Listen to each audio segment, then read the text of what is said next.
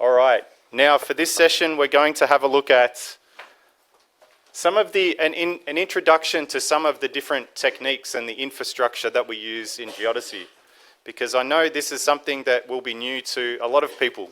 So it's an opportunity to look at the different geodetic techniques that we use and why these techniques are important. They won't necessarily be techniques that you need in your country, but it's nice to have an awareness about the importance of them. In particular, to then think about when you're talking regionally, so when you're talking within Surgas, you might be thinking, well, how many of these type of techniques do we need in our region, and which countries are going to be operating them? And again, as I said, if you have a question, please raise your hand and we can discuss it as we go. Don't feel like you have to wait until the end. And if you are speaking in Spanish, that's fine. I don't have a translator, but I'll get Gustavo to translate, and then we can change that way. All right, so just a reminder on this supply chain diagram. So the parts we're going to look at here, in particular, are the ones in red. The different types of geodetic infrastructure and technology that we use around the world to try and solve this geodesy puzzle. All right, so we're going to introduce a range of different topics. Now, quick show of hands, who's heard of very long baseline interferometry? That's okay, good. Satellite laser ranging? Yep, okay.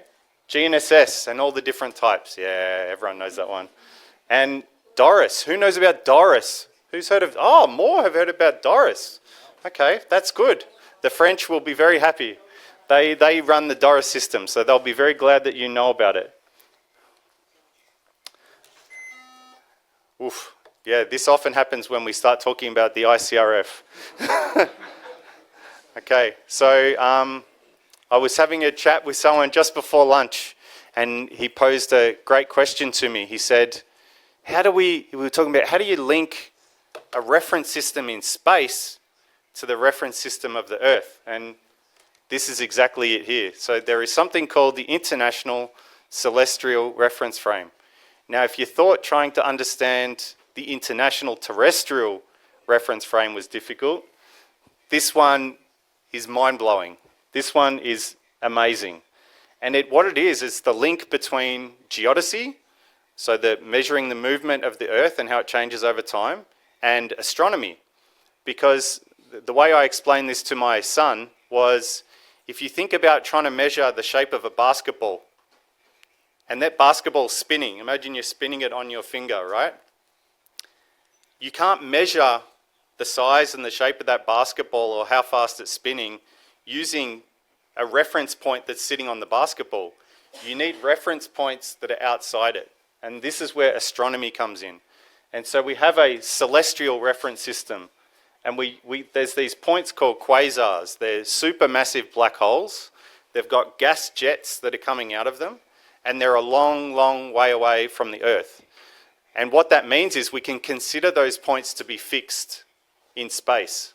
And because they're fixed points, they become excellent reference points for us on Earth to create that link between a celestial reference frame and a terrestrial reference frame. And the Earth orientation parameters that I was talking about before, that movement of the Earth, those are necessary to transform between a celestial reference frame and an Earth-based reference frame. Without those parameters to shift between the two frames, space geodesy doesn't work. So we work very closely with the astronomy community to try and map out where these quasars are and connect the Earth reference frame through to the space reference frame. Without that detail, then we can't get our satellites to operate accurately and reliably over time. And so this is the easy one, the International Terrestrial Reference Frame. It's a 3-axis, Z coming out the top, X and Y, so you can get your position in 3 dimensions. And it also has a connection back to how fast it's spinning with respect to the celestial reference frame. So this is how we position ourselves. And it's the parameters that allow you to move between them that we're constantly updating and measuring using all the VLBI, SLR, Doris, GNSS, using all those instruments, we can map between the ITRF and the ICRF so that we can position ourselves. So there's some references here at the bottom you can see to try and understand this in more detail, or if you really like the mathematics, you can dig into the mathematics. We're not going to do that here because I don't want to scare people, but if this is the thing that you're trying to understand more about, there are some references at the bottom, or you're welcome to come and talk to me at a later time. Other techniques that we use are things like gravity. Hey, I know there's quite a good program I've seen in some of the Sergas slides talking about gravity observations that have been done in South America, also North America. Has anyone been involved in gravity observation programs? Show of hands. Yeah, a few. That's good. So particularly for geoid model development and height datums that we'll talk about later on, gravity is really, really important for that, to build up a big, dense network of how the gravity field is changing in your region, because that is the thing that you need to drive and improve your height datum in your country. And then there's a whole range of different leveling, altimetry, tide gauges, all these techniques tie together. One of the things in particular showing how these come together is joining land and sea. We were having a chat at lunchtime talking about one of the most important things that some countries are looking at the moment. How do I link my land data with my sea data? And what kind of models do I need to develop, and how accurate are those models if I want to try and join land and sea data? So we discussed some of that on Friday morning, and we've got some particular questions that we've already got on the parking lot around this issue.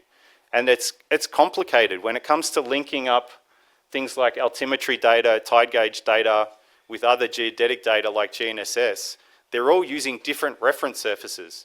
And it's our job as the geodesists, as the geospatial professionals, to know what those links are. Make sure that we're connecting all those data sets accurately, and we know what the datum differences are between them, so that then the decisions you make of all that linked data are going to be accurate and reliable.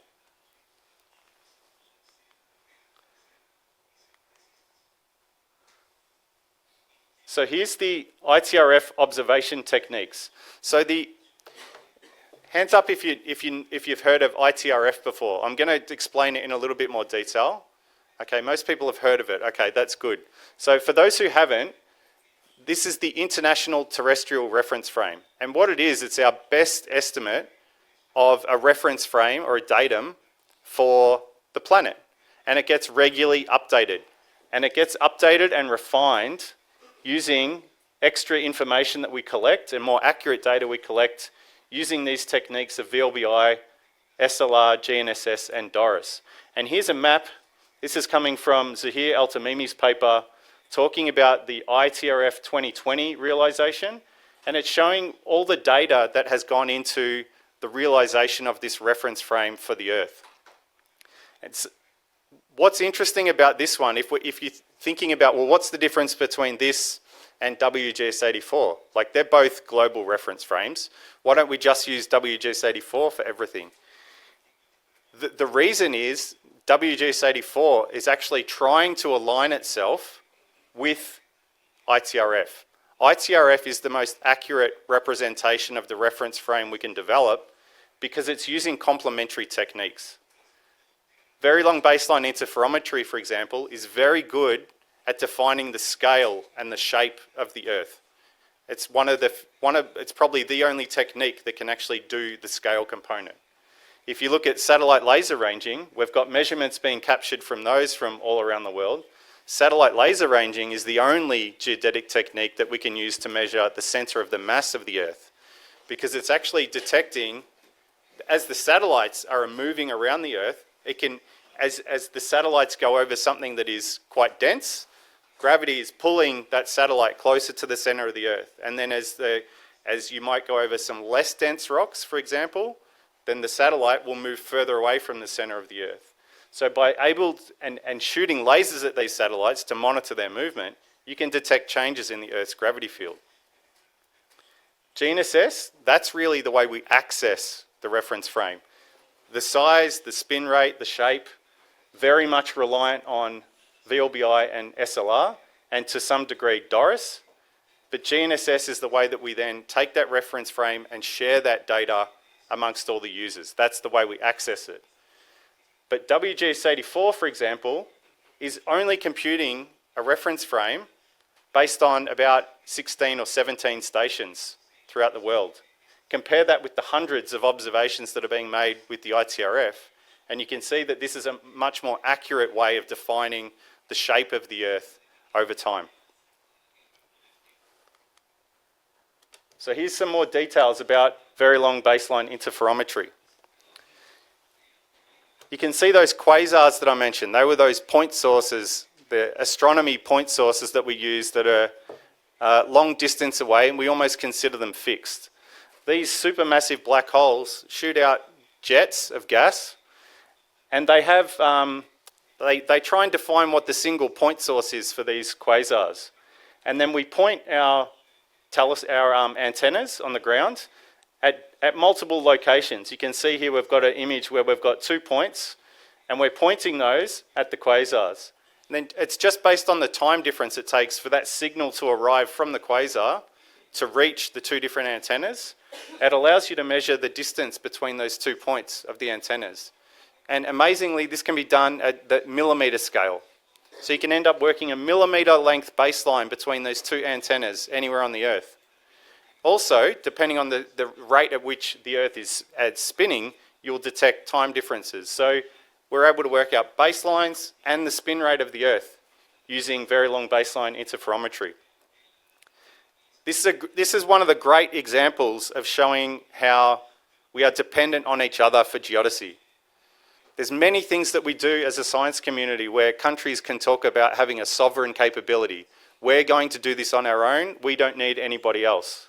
This is an example where you can't. You have to work with other countries to do this at the level of detail that is required to then make sure that you can operate your satellites accurately.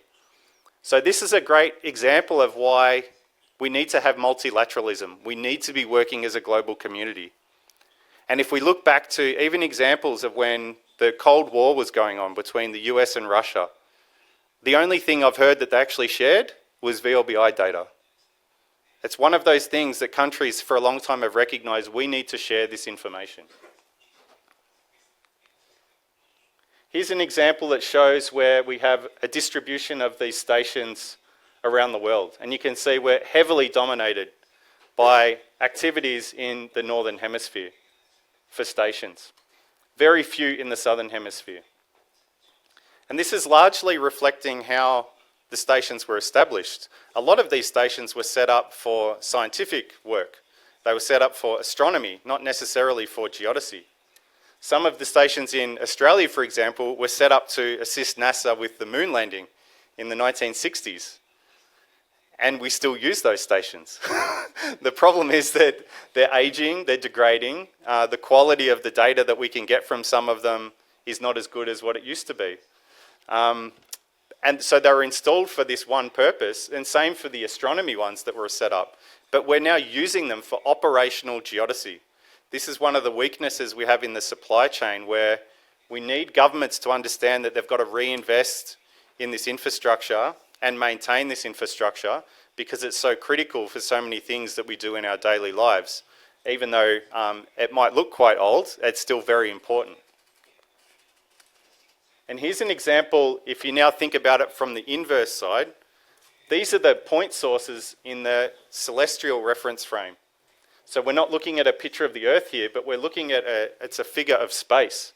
And again, you can see that we have these point sources, these quasars, that we use to position ourselves, and they're used to point the antennas at. But you can see, again, in the Southern Hemisphere, there's not as many.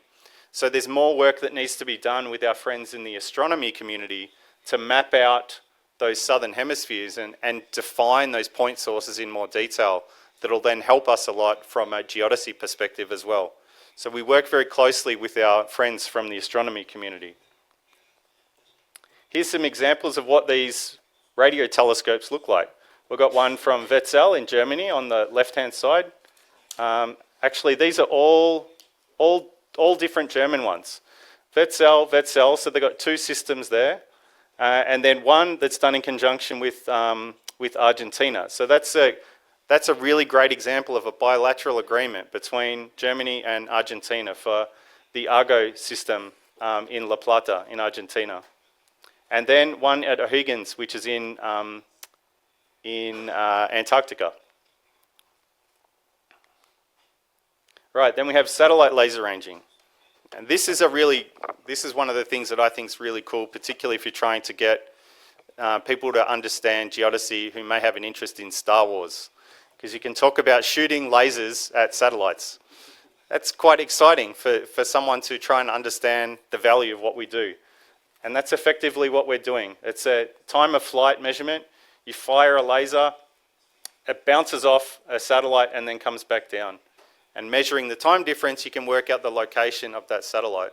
And that's helpful for two reasons. Firstly, as I said, if we can do that accurately and over time, we can define the center of the mass of the Earth, which is the center of our reference frame.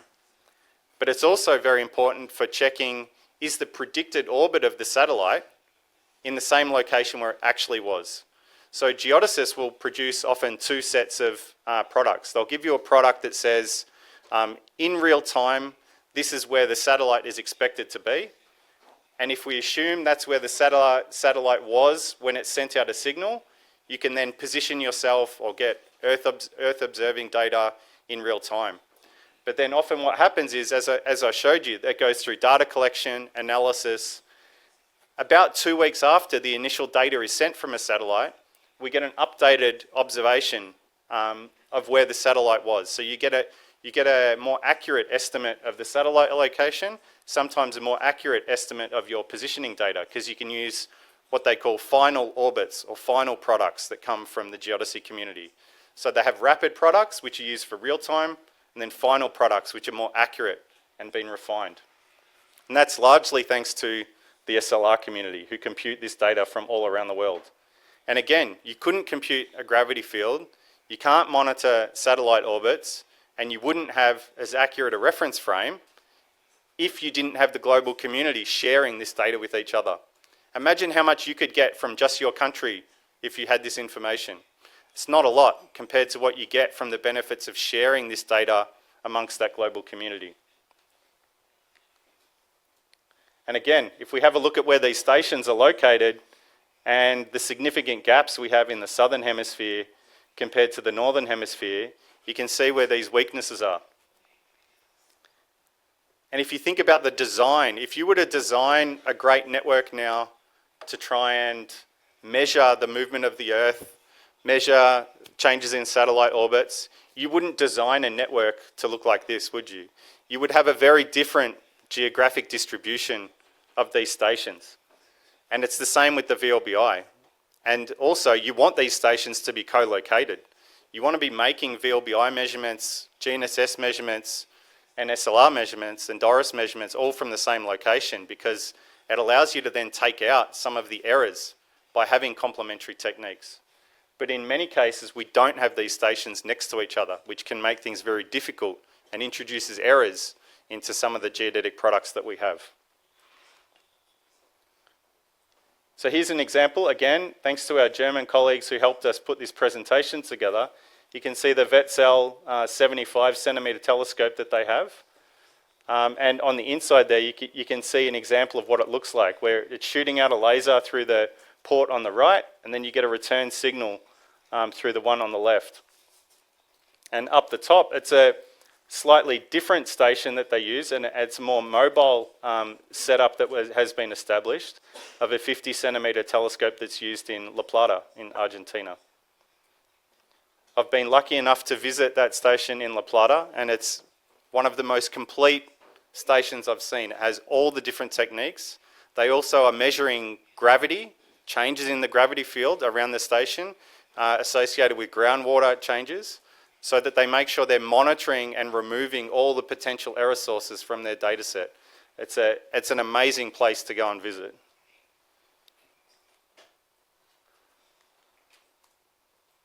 And GNSS. So, as I mentioned, we have GPS, we have Galileo, we have GLONASS, we have Beidou.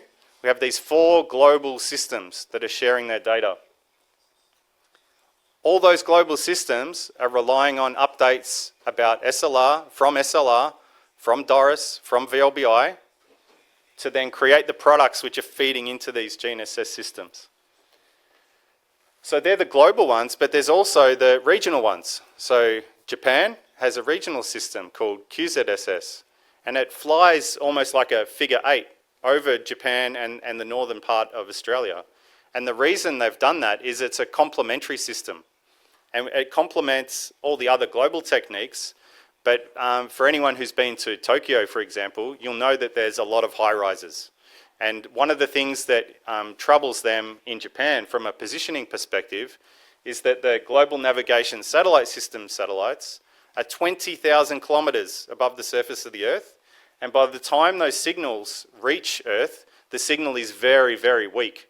So what happens is buildings getting in the way can limit those signals coming down and reaching you with your mobile phone or your car or your tractor, whatever it might be.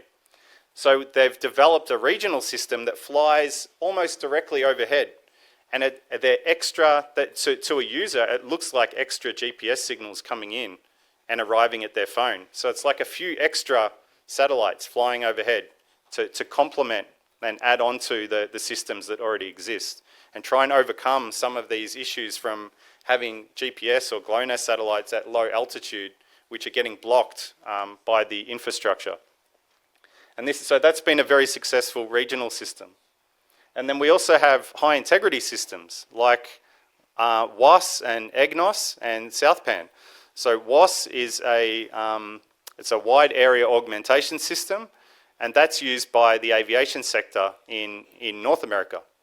EGNOS has a similar system for Europe, and SouthPAN, Australia and New Zealand work together to develop that system for the southern region. And the purpose of that is not to be another GPS signal or another GNSS signal, but it's to provide a high integrity signal.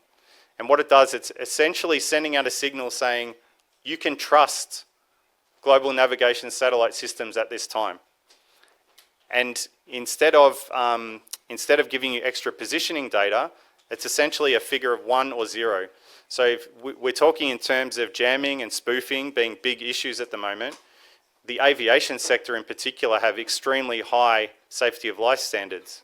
So they use these SBAS systems, these satellite-based augmentation systems, to tell you, you can trust GNSS at this time, or you can't trust GNSS. And it means then you've got to fall back to using some other navigation or positioning technique.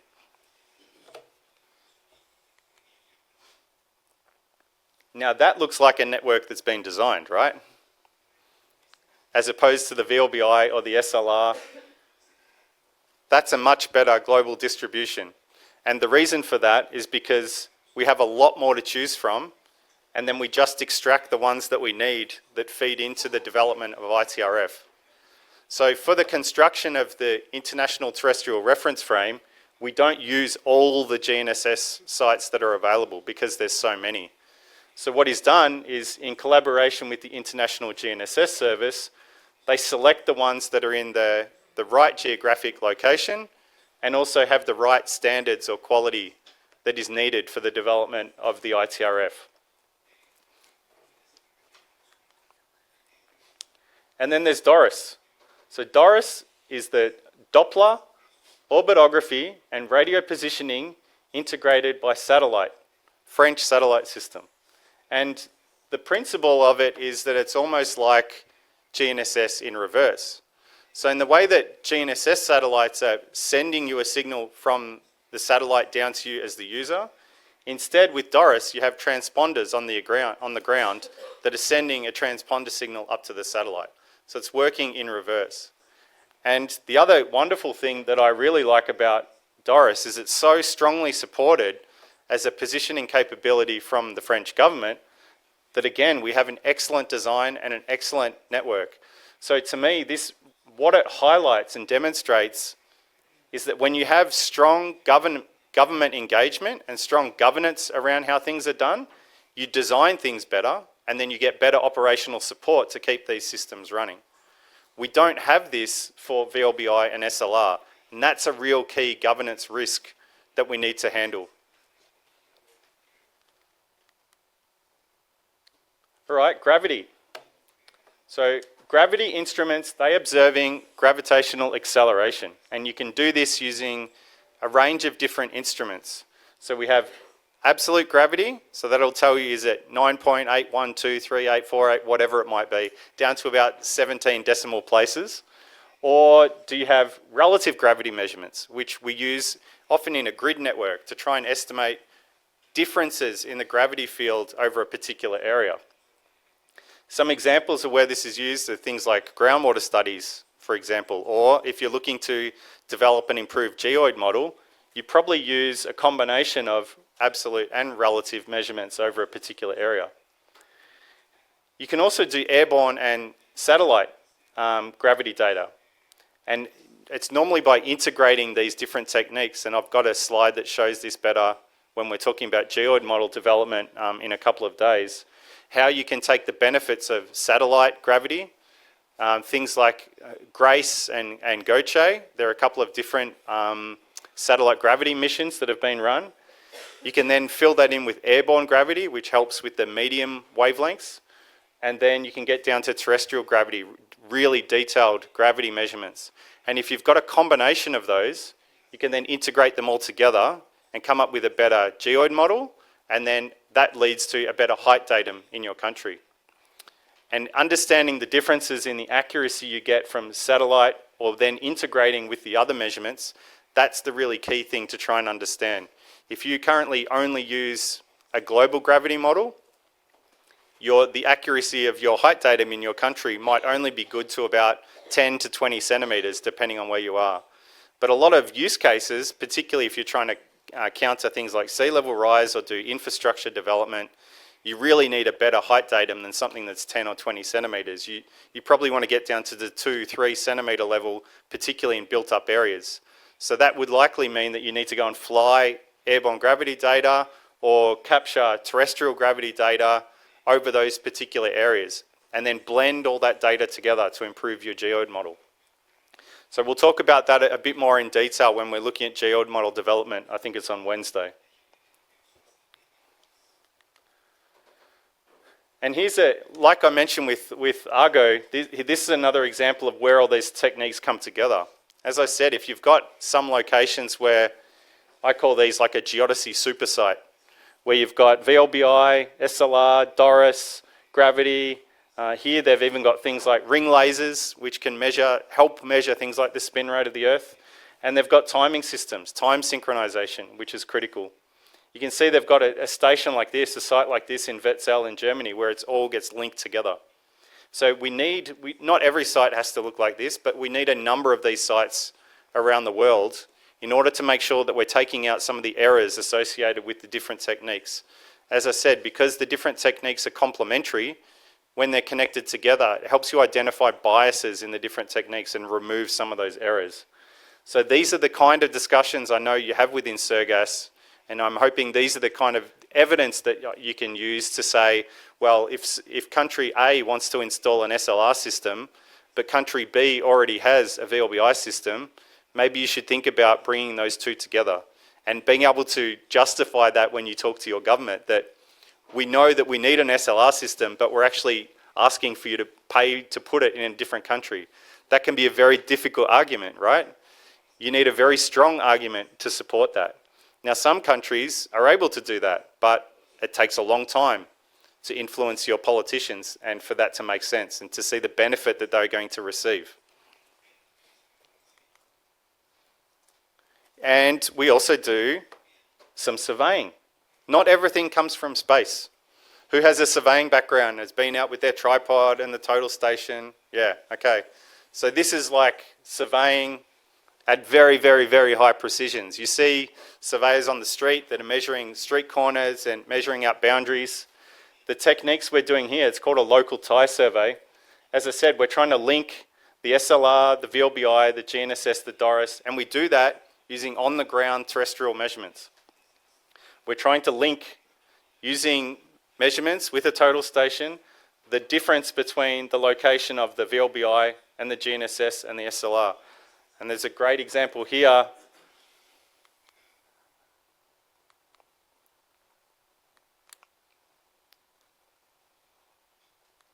doesn't want to show. There we go. Look at that. It's that Wetzel observatory I showed you before with a different view. All those lines there represent the terrestrial observations that have been made with the total station to try and link all these techniques together, so that when you go and create the ITRF, you can link all these complementary techniques into one reference frame and get the benefits of all the different techniques. So this requires some very, very good surveying, and it's a very fun job to do. A survey like this, I estimate, would probably take maybe 7 to 10 days of work. It's not an easy exercise. And then you get back and then you've got to do all your computations. But it's also a lot of fun. Being able to plan this out and understand how you can link all these techniques together, that's geodesy at its core. It's a wonderful thing to be able to do. And who's met Zuhair El Tamimi here? Okay, he needs these. If you're going to create an ITRF, you can't do it without these on-the-ground observations to link all these techniques together. And then timing and frequency. Geodesy it's all about time. It's measuring the time difference between signals arriving that then helps you determine your position. Timing and time synchronization, you remember the presentation I gave this morning talking about geodesy and the importance for critical infrastructure. The things like the financial transactions, electricity grids, telecommunications networks, that's not critically dependent on geodesy because of position. It's critically dependent on geodesy because of time. And it's the fact that it's the timing signals that are sent out by GNSS satellites that are actually synchronizing the electricity grid. They're synchronizing the time across telecommunications networks and financial transactions. If these satellites stop operating, slowly but surely all these systems will get out of time synchronization. You can rely on on-the-ground clocks for local connections, but unless the systems are synchronized and there is time connections between them all and they link up, then these critical infrastructure systems start to fail.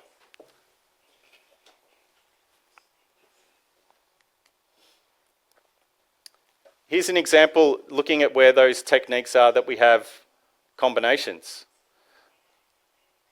And if you look in the southern hemisphere, we're quite fortunate. We have 2. And in the northern hemisphere, you can see we have a lot more green dots, a couple more red dots, and many more blue dots. But again, in terms of designing an ideal network of what we need for geodesy, ideally, I would like to see, I think a robust network would be that you have 4 red dots on every continent. Because at the moment, what this isn't showing you is whether or not these stations are all operating. So is the VLBI, SLR, DORIS and GNSS always operating at these sites? Or is one of them been down for 2 years because it's missing a jack screw in the VLBI antenna? This is showing you the best case scenario of what we'd have if everything was running all the time. And I can tell you that only about 30% of the VLBI and SLR systems that we have are currently meeting the standards that are required by the international community. So there's a lot more that needs to be done to enhance not just the number of SLR and VLBI stations that we have, but also how well they operate and the quality of the data that they're producing. And here's how we connect those Earth orientation parameters that I mentioned with the different techniques. And as I touched on before, you can see that VLBI, in this case, it's got their UT1. That's the spin rate of the Earth. UT1 is the time on Earth with respect to the Sun. And understanding UT1, that time, versus UTC, which is atomic clock time, understanding that difference is currently uniquely done by VLBI. So that's the spin rate of the Earth uniquely done by VLBI. That's a big dependency that we have to make sure that we have a reliable network. Because without that VLBI link, then we start to lose the accuracy in our Earth orientation parameters and in our satellite accuracy. Things like the Geocenter, you can see that here it's connected through GNSS, Doris, and SLR.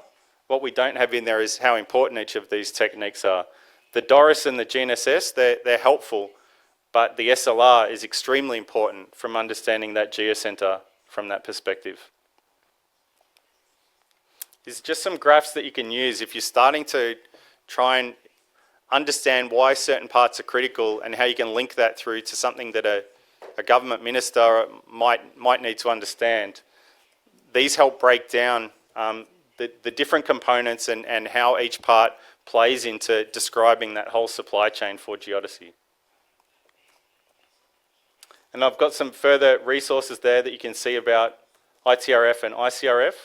And the GGOS website, the Global Geodetic Observing System website, as part of the IAG, has some great resources there describing the different services that they have. So there's a group of people from the IVS, the International VLBI Service, International Laser Ranging Service. Some of you are probably in this room, but they're working together. They're paid for by their government or by their university, but they're working together as part of the service by sharing data with people from around the world.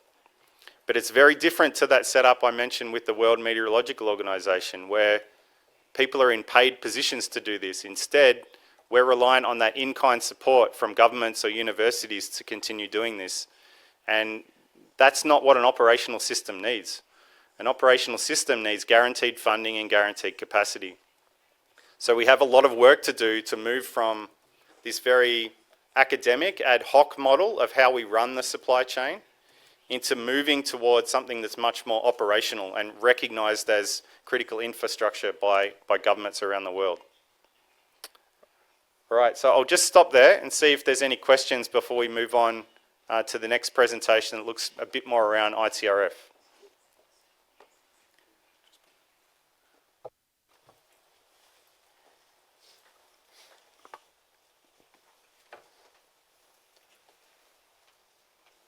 Sí, según el mapa que usted presentaba, ¿cómo perjudica que no haya las suficientes estaciones en regiones como África? Esa es una consulta. Y la número dos es...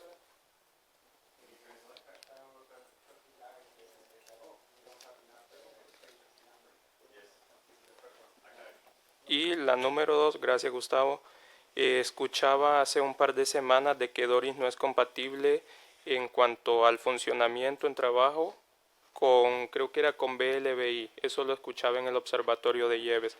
Solo me quedó la duda, si me aclaran.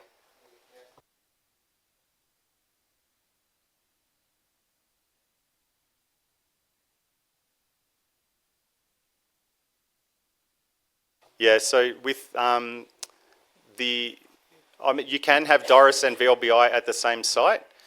You would, there are some steps that you would look to take though to make sure that the transponder information from the Doris isn't directing the information towards the VLBI dish. So there are some examples of where types of fencing are set up to try and block that transponder information infiltrating onto the VLBI signal to protect that spectrum. So yes, that's an excellent point. And the other is how about few or no stations in Africa? How affects the geometry here? It does, yes. You're right. When it comes to having a lack of stations in Africa, what it means is that we're unable to, I'll put it this way, what we currently have is a reference frame for the globe that is accurate to 5 millimeters. And in order to get down to the goal of having a reference frame that's accurate at the 1 millimeter level, we need a better geographic distribution. So there's certain things and certain ways that the Earth is moving where we don't have data. So that impacts on the accuracy of the ITRF. It also impacts on the accuracy of our satellite orbit information that we provide to the GNSS providers or satellite providers. So there's a lot more that needs to be done to try and improve the density of the networks, particularly in Africa, and what I'd like to see is in Australia and South America as well, in that global south, because I think that's going to really improve things from a satellite provider point of view. Thank you. Nicola, Just into the mic, thank you. Oh, Nicholas, for this, you said there is a lack of geographic distribution for this point. My question is, who is responsible and how we should go to plan a station in this area, and is it government or country or is it global? Who is responsible for that? Great question. And that's the problem. No one is responsible. No one is. There's a great analogy they use. It comes from the environmental sector, and it's called the tragedy of the commons. And that is that something that belongs to everybody belongs to nobody, and no one takes ownership or responsibility. And what I've seen work really well in the World Meteorological Organization is that they have a system where they have set up what they call a basic observing network. And if you're going to observe the basic things that you need for meteorology, they design a network and say, this is where we need things. And if it happens to be in a country who's unable to fund the development, then the countries pool their resources into a United Nations trust fund, and that trust fund money can then be used to establish a station where it is needed. And that is the kind of model that I think we need for geodesy, but it doesn't currently exist. So in answer to your question, as I said, we're developing a range of options for improved governance for geodesy. And we need that to go within senior levels of government. Once you, as the member states, decide which path you want to take, to then implement some stronger governance arrangements so that decisions like that can be made at an international governmental level, and then this infrastructure can be placed in and operated, and those countries can be supported. Thank you. Thank you. Yes, I'll come to you in one moment. I'd just like to add a point here about Africa. It was noted that the number of IGS stations in Africa is very low. We look at the IGS map and you see very few IGS stations in Africa. When we made our workshop in Africa, which is our second workshop, it was held in Nairobi, we went around the room and we discussed and we took records of how many GNSS cores stations the different countries either had in operation or had planned for installation.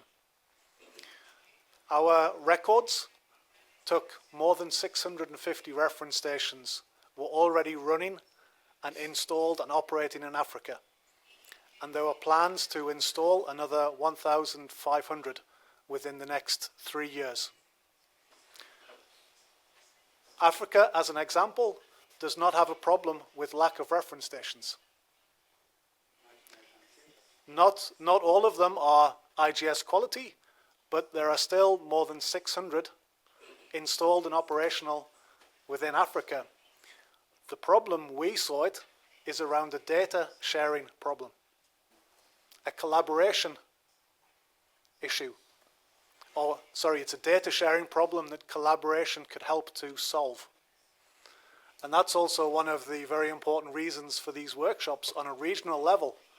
We are not only just talking about your nation and the global level, the regional level, your neighbors, is also a very important collaboration point of partnership. So there is things out there, but it's sharing and access to the data and the services, which is also extremely important.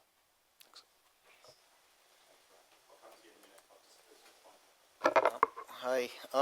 My question has to do with the GNSS component for realizing the ITRF. I'm just curious. It came out from a question earlier this morning how reliant we are. I've noticed that most of it we tend to use GPS and perhaps the GLONASS. But really, these have their own problems, and they're still not clear. For example, OSPOS, you're better off just using GPS data alone. So I'm just curious how much really we are relying on these types of systems to actually realize the ITRF. I know we use the word GNSS, but are we really using, for example, BEDO?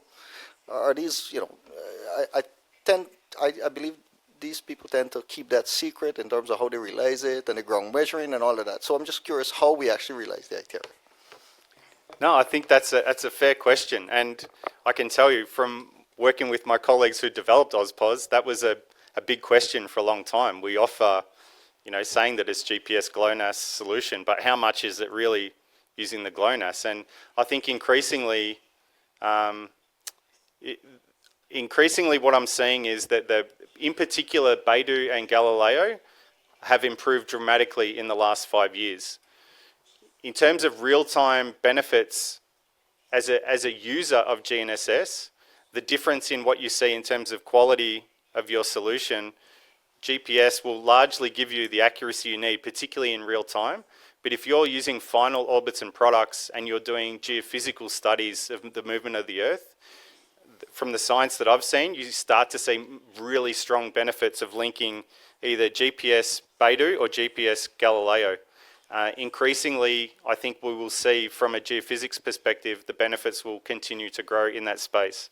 In terms of real-time applications, I know that there's a big push at the moment, particularly from the Galileo community, to provide those real-time services to a broader network, that they're doing a lot of community engagement on that.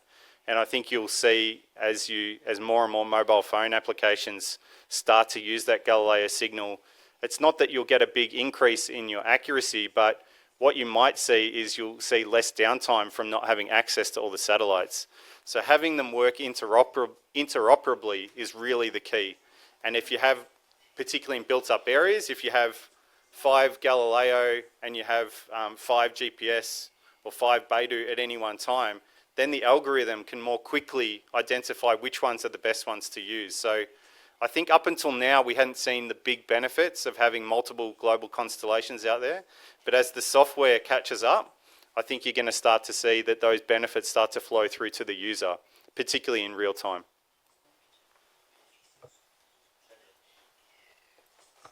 Yeah, I just want to make a comment about the fact that the network has been concentrated in the north. So Sergas had last week the BLBI and SLR workshop, and it was an incredible success. And I told the instructors who are Europeans that you are actually advocating for the Europeans to work more with the southern countries to put stations there.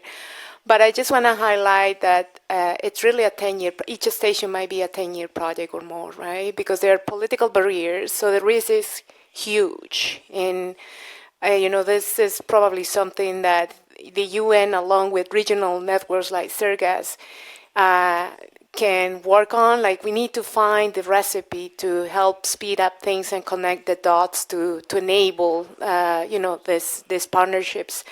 But the other thing is about data sharing and GNSS stations. So I'm coming from a developing country. Our data is free. Each station has a cost to maintain, particularly in environments, where it's hard to get communications and so on. Like just for internet, I can easily pay $50K for a station in the Arctic. So yes, it is true that more collaboration is needed so that agencies recognize that they're using services for which they are not paying, like the GPS signal or the Galileo signal and the ITRF and all that. But yet, it's been difficult to debate on the argument on funding for many of those stations for developing nations. So anyways, another food for thought there, that hopefully at some point we can find another magic recipe so that countries are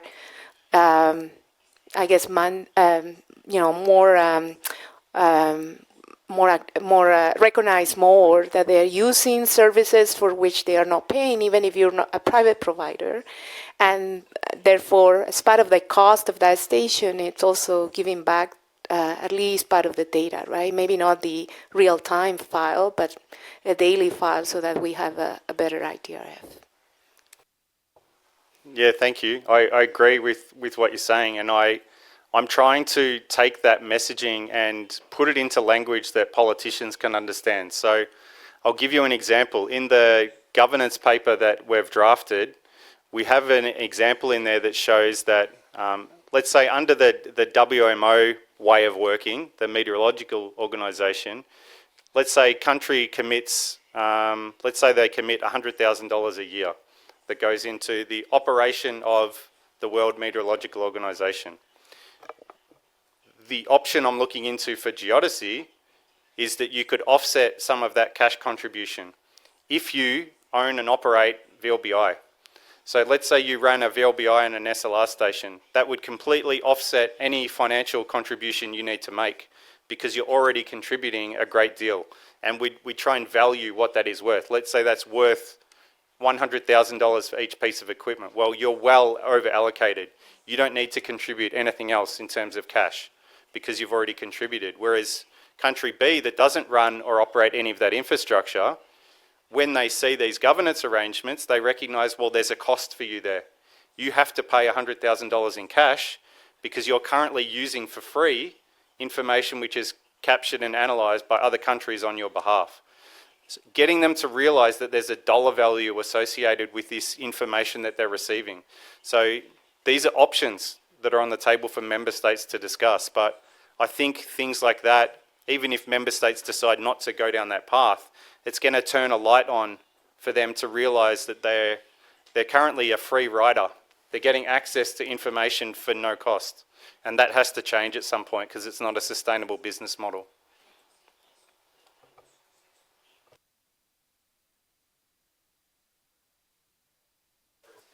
Yeah, I have to add, like in my experience in Canada, so we had an active station developed 20 years ago.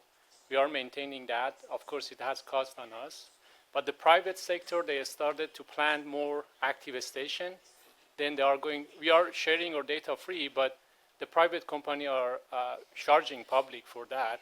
So they make revenue to add more active station. I think that is not just for Canada, maybe many colleagues from other nations, they are going toward that. I was wondering, is it needed to install other station or GNSS station is enough for improving ITRF? So I was wondering if we need other stations such as interferometry or SLR, is it we are capable to do that, or is it needed even for the ITRF improvement, or just GNSS active station is enough for that purpose? Yeah, I've talked to Zahir about this, who's the one who's looking at all this data, and his short answer is the network that we have for the GNSS is sufficient for now. We need to maintain what we have, but it's sufficient. If you're looking to invest, we need to be investing in the VLBI and the SLR. And I know that this is something that has been talked about in Canada for quite some time, and they're trying to promote that again. But as Sandra mentioned before, it's very difficult to sell the benefits of such an expensive system as opposed to GNSS, which looks better and it looks more attractive because it's cheaper and people use it directly. It's closer to the front of that supply chain than the VLBI and SLR, which are towards the back end of the supply chain. Yeah, just a quick one, yeah. Just to comment on that, so each technique contributes differently to the ITRF, and GNSS is unable to determine in particular the rotation of the Earth because it cannot distinguish between the node of the satellite constellation and the center of the Earth. So you might have all the GNSS stations in the world, and you still need those two techniques to determine other parameters that are required for your reference frames. You said that Suhair said that GNSS network is efficient enough now, but isn't it that in some special regions we still lacking density to monitor smaller plates? The question was with respect to ITRF. So in terms of ITRF realization, that's where the weaknesses are. If you're looking to do more regional deformation studies, that's a different question. Yeah. All right, Walla, can you bring up 132, please? Thank you. So I've just got a few slides that'll take us through to lunchtime. Oh, sorry. Do we call it afternoon tea here? What do you call it? Coffee break. Okay. It's very English to call it afternoon tea, isn't it? Yeah. We'll call it matcha break. Mate break. Sorry. It's very Australian to call it matcha break. Yeah, that's right. Just quickly looking at, thank you, Walla, aligning national geodetic datums with the ITRF. So I've only got a few slides here to take you through, and a bit of it covers off on what we touched on earlier today, but just to look at it from a different perspective, you can say that, we often say that if you can't measure it, then you can't manage it. And this is a great example of how you can start to talk to your politicians about why there's need for investment into geodesy. And you might want to pick a particular topic that they're interested in, whether it's hydrology, whether it's land motion, whether it's subsidence, whether it's disaster risk reduction. You can only understand the movement of the Earth if we're sharing data together and defining a reference frame that we need together. So geodesy really helps us in two different ways. It helps us define that reference frame. It's like define the ruler. How do we measure change? How do we measure it at that millimetre level? We need a very accurate ruler. We need a very accurate reference frame. That's what this is. And then we also need very accurate satellite measurements. So geodesy is helping us in two ways. It's providing our reference surface, and it's also providing the measurement techniques that we're using to measure and manage our world. In terms of motivation for trying to align your national geodetic datum with ITRF, as I mentioned before, the GNSS satellites, that's what they're natively working in. They're operating in ITRF. So there is a good reason to be trying to align your national datum with it. Global consistency and standardization. Could be regional consistency and standardization. I really liked the slide that Gustavo presented this morning that showed all the flags and had them all separated. And then it showed the other one where they're all linked up. The things that you can do as countries working together to understand, the world doesn't stop at the borders of a country, right? Look at the number of countries you have in South America. To get these countries working well together, you can only do that if you have it globally consistent and standardized. Furthermore, and it's improving our scientific research. If we're all contributing this data together, we're all contributing to the global good, we can measure things better and we can understand changes in the Earth better. Helps with disaster management. This I've seen firsthand in the Pacific. We've done a number of aid projects in Pacific Island countries, and whether it's post-disaster, whether it's due to cyclone, whether it's storm surge, whether it's tsunami, being able to get Earth observation imagery, LiDAR data, tide gauge data, and link all this information together to then make decisions about risk mitigation or reconstruction really only comes by having all these data sets aligned and connected with ITRF. It makes your life so much easier when you're trying to make these decisions and explain it to politicians if you can at least have all your data working on the same datum to start with. And then finally, economic efficiency. You probably all have your examples about where errors or mismatches in different datums can lead to massive blowout costs when it comes to infrastructure projects, pipelines, bridges, cross-border networks. These alignment issues create the big discrepancies, and our real aim is to try and minimize these errors and make it easier to make decisions. Here's a slide we'll come back to, but I do want to introduce it. We've talked a lot about the global reference frame, the International Terrestrial Reference Frame there on the left-hand side. You have this wonderful situation. Most countries engaged with the regional reference frame. In your case, it's the SERGAS. Here is the Asia-Pacific reference frame I've got listed here, but it's exactly the same policy. And then on the right-hand side, it's a national datum. Now, you can define your national datum by being directly aligned with ITRF, as we indicate in that top line. The other option is that you can use the benefits of contributing data into the regional reference frame and then aligning your national datum into the regional one. Now, given you have a regional one, that is obviously the way that we would recommend that you operate. You don't just then get access to the points and the accuracy that's been developed for the ITRF. But as I mentioned, ITRF, it only has a subset of all the global data sets, particularly GNSS. So if you're trying to understand these regional issues, regional deformation issues, you can model that a lot more accurately by entering your data into SIRGAS. And as Gustavo showed this morning, there's a subset of the stations that are used within SIRGAS that go into the ITRF, but SIRGAS captures so much more.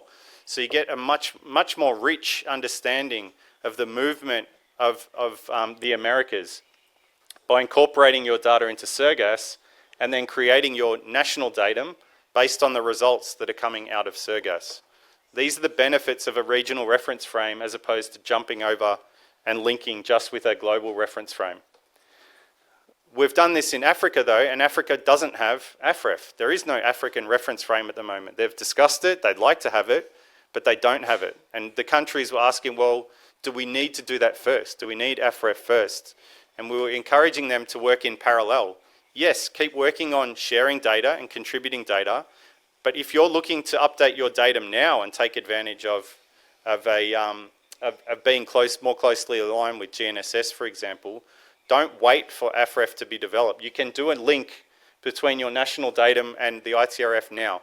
Contribute some of your stations into ITRF now and create that link between the two. And then keep working on a regional solution for the future, which will ultimately be better, but you don't need to let it stop you from being linked with ITRF.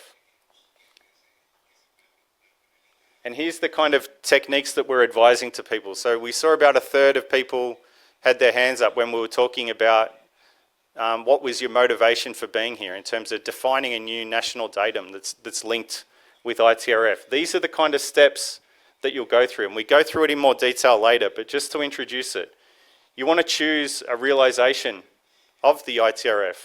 The latest one is ITRF 2000 at Epoch 2024. If you were starting today, that would be the one I'd recommend that you choose. You then include the GNSS continuously operating reference stations from your country in your regional reference frame, in your case, into SIRGAS. And that will compute all the coordinates of that with respect to all the other sites in the region, and it'll be linked through to ITRF. Then that flows down to your national datum, and the coordinates from those GNSS and cause sites in the country which are analysed in the regional reference frame, they're used as the constraint in the national adjustment that you perform. So this is when you're propagating the positions from your GNSS continuously operating reference stations down to the street corners. That's when you're bringing in other GNSS observations or other terrestrial observations that you've made or levelling data. You do a geodetic adjustment of all of this information, and what it does is it propagates the quality and accuracy of the ITRF all the way down to a street corner in your country. So we'll talk you through the detail of these steps and how you can link your national datum all the way back to this international terrestrial reference frame. And importantly, propagate the uncertainty. How much uncertainty are you including as you go through each of these steps? Here's a diagram that represents that. So you might have, let's say you've got 10 different GNSS cause sites in your country, and you might include 3 of those into the regional reference frame. And what that does, if they're continuously being analysed within the SIRGAS, by the SIRGAS analysts, that data is continuously coming back to you. Is it every week or every month that you do? Every week. So every week you'll get an update on those blue circles of what is the latitude, longitude, height of that point. And then you can propagate that information out to the other stations that you have in your country, and then out from there down to the street corner. So SIRGAS is actually providing you with a service to make sure that you're continuously linked as accurately as possible into the best reference frame for the world. All right, so I'll stop there. We're going to get more into detail in those a bit more this afternoon and tomorrow, but just start thinking about because sometimes it can be a bit daunting to think, how can the information that I have where I have no GNSS information on particular survey marks in my country, how can I link that back to the ITRF? That shows you how. ITRF GNSS down to your country GNSS observations, and then you might have GNSS baselines where you've got temporary equipment set up on those survey marks for some time, or you've got terrestrial observations down to those marks. You can propagate ITRF all the way down to the street corner using a range of different instruments and techniques. And we'll step through each of those elements in more detail. Right. If you've got any questions, please feel free to come down and have a chat to me now. Otherwise, everyone else, please feel free to go and have a coffee break, and we'll come back in at 3:30 to continue.